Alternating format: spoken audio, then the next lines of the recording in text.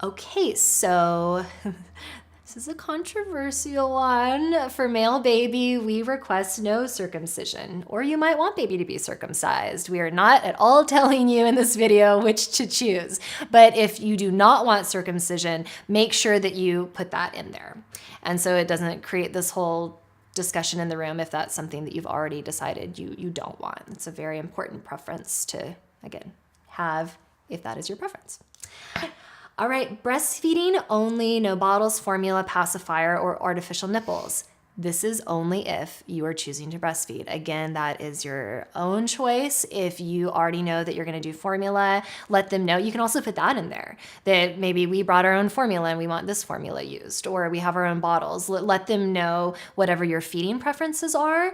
And I put this in with the breastfeeding because if for whatever reason your baby needs to be taken to the nursery or the NICU, if you plan to breastfeed, you really need to let them know so they don't give baby a bottle or an artificial nipple, because what can happen if a baby is given an artificial nipple before they establish a relationship with the breast and learn how to breastfeed, that it can be really difficult to make that switch because milk comes really easily out of the artificial nipple and it can be a little bit trickier from the breast. So make sure that the breastfeeding is established. Usually they recommend at least like 4 to 6 weeks before introducing an artificial nipple to make sure that you're really solid with the breastfeeding.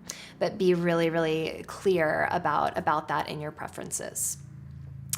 Okay, for baby to be weighed in room, this is pretty common in most hospitals, but it can still be nice. If you don't want baby taken to the nursery to be weighed, let them know.